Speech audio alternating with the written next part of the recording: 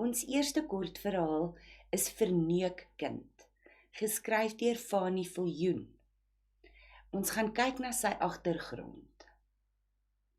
Fanie Viljoen is gebore in 1970 en hy skryf hoofsaaklik kinder- en jeugboeke.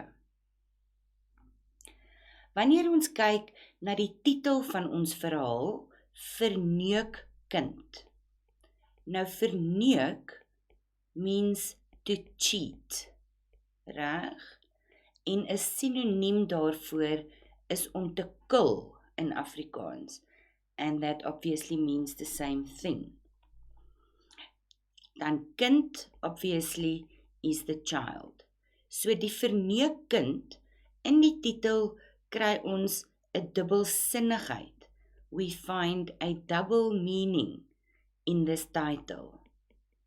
En dit kan een van twee dinge beteken. Dit kan beteken dat Jessica moontlik 'n buiteegtelike kind is. 'n Buiteegtelike kind, which means that she was born outside of marriage. En aan die ander kant kan dit beteken hoe sy die mense kil wanneer sy bedel in die winkel. Sy kil die mense, sy verneuk hulle met die bedelary. So when she begs from the people, she actually cheats them. If you think of the story, how she goes into the shop beforehand and she places the more expensive items at the top, so that when she takes them to that specific place, that they buy the more expensive food first. Right, so that's where the cheating comes in. Reg, so dit is dan die dubbelsinnigheid in die titel van hierdie verhaal. Wanneer ons kyk na ons hoofkarakter Jessica, sy is ons hoofkarakter en sy is ook wat ons noem die fokalisator. Reg, now this sounds like a very big word, but all it basically means is that we see the story through her eyes. Ons beleef die storie deur Jessica. Reg, ons beleef die storie deur haar en deur haar emosies. Dit is wat die fokalisator beteken. Haar ouma Katie is baie kwaai. She's very strict en sy leer ook vir Jessica om te gaan bedel na skool by die winkelsentrum. So dit is wat Jessica dan in die middag doen na skool. By die winkelsentrum bedel sy. She begs for food from people. Haar ma het verdwyn toe sy nog klein was. So we don't know where her mother is. We just know that her mother is not in the picture. En ouma Katie het vir haar gesê dat haar ma sal terugkom wanneer die donder weer 7 keer slaan. So when the thunder strikes 7 times, her mother will return. Now this is ironic, and we will get back to that later on in the story. Jessica droom van haar ma, en sy droom wanneer haar ma terugkom, gaan hulle in 'n grand huis bly. So she dreams that when her mother comes back, they're going to live in a big fancy house with a beautiful garden, met 'n mooi tuin. Waar bly hulle nou? Hulle bly nou in 'n klein woonstelletjie in Elsie's rivier in 'n small flat, en dis koud, en sy slaap op 'n matras op die vloer.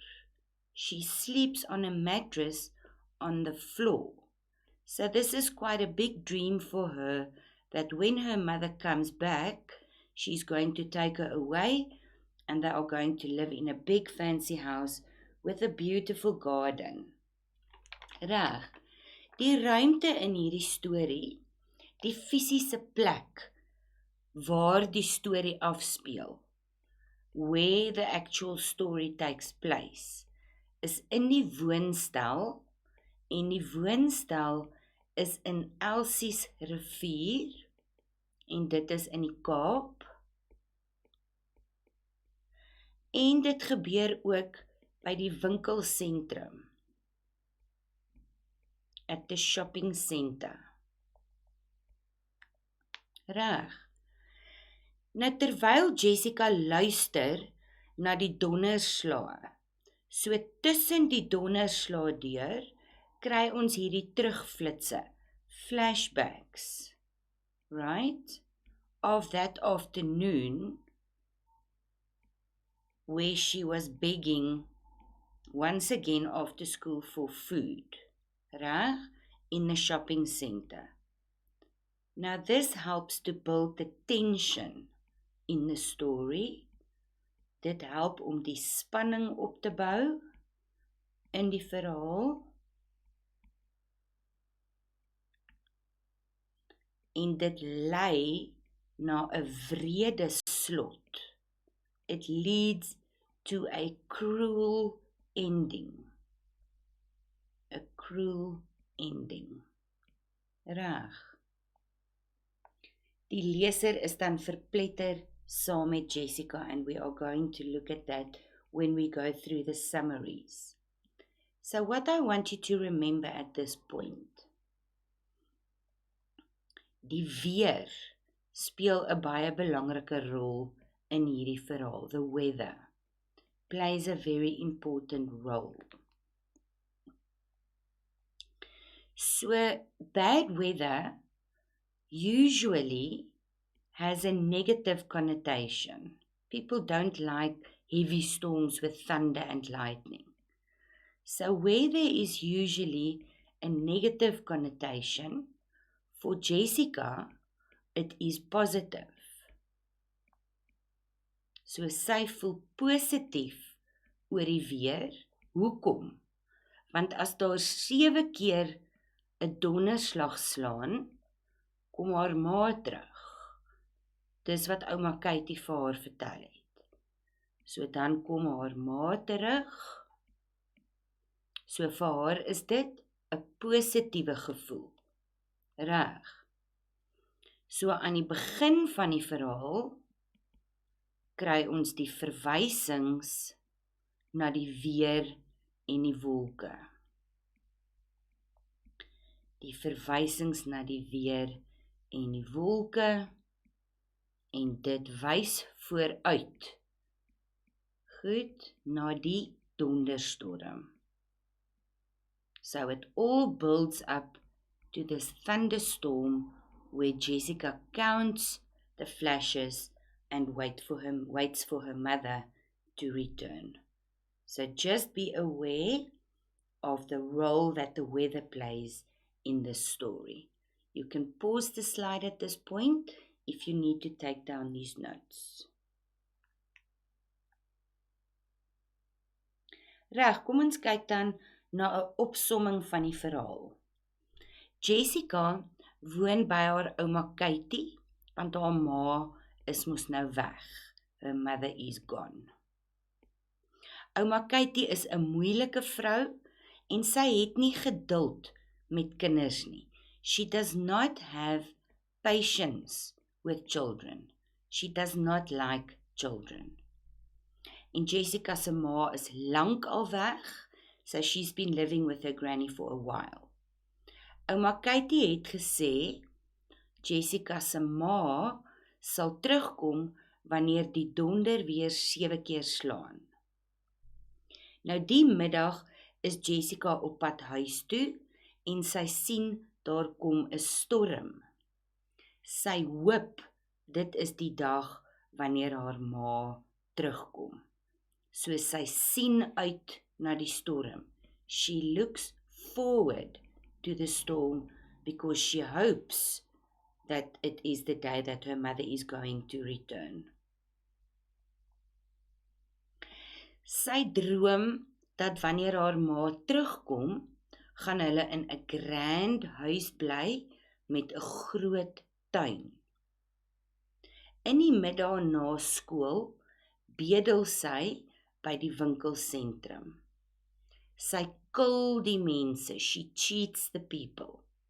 Sy sit die duurste kos bo. Sy vra altyd eers vir brood en dan vir nog kos. So she always starts by asking for bread and then she builds it up and she asks for other food as well. Sy kies altyd vrouens. She always chooses women to beg from.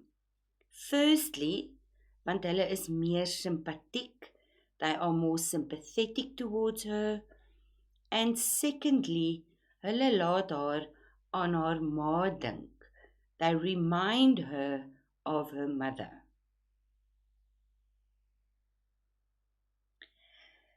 Wanneer sy dan by die huis is, sit sy by haar venster en luister na die storm. Nou is dit belangrik om te weet, donderstorms in die Kaap is baie ongewoon. So the irony in the story is that in the Cape, thunderstorms are very scarce. It's not like in the Highveld where you get your typical summer afternoon thunderstorm, right? So that's the first irony, is the fact that there is an actual thunderstorm. Then she starts counting the thunder strikes because she knows on number 7 her mother is going to return. Right.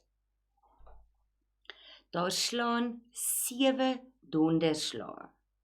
Sy is seker dat haar ma gaan terugkom. And it tells us in the story, she waits for the door to open and her mother to come back. But dan slaan die donder weer 'n 8ste keer. Right? So then the thunder strikes an 8th time. En dit is die wrede slot, waarna ons vroeër verwys het, the cruel ending. En die spanning wat opgebou is na hierdie finale in die storie. Reg? Jessica is verpletter.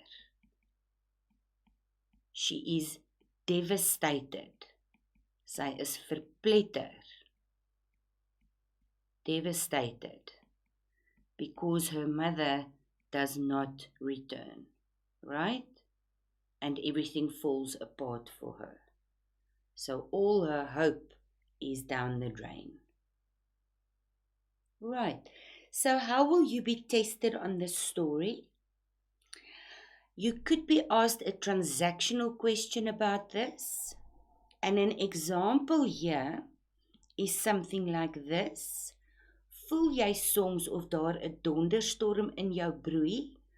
Of bring 'n helder sonskyndag vrede in jou hart? Skryf 'n dagboek-inskrywing oor 'n dag in jou lewe toe die weer simbolies van jou gevoelens was. So they give you a little statement or a question.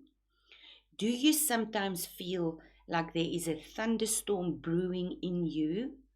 Or does a bright sunshine day bring you peace in your heart? And then they ask you to write a diary entry about a day in your life when the weather was symbolic of your feelings or emotions. And I want you to do this question as a practice. And on the next slide, I've given you some words that you can use. Sunny, bedompig is humid, winderig is windy, icy cold, overcast, misty, a reënboog is a rainbow, a drought, mooi weer is a nice day, a sunny day, ysig is cold, Opgewonde, excited. Vrolik is happy. Hartseer is sad. Verward is to be confused.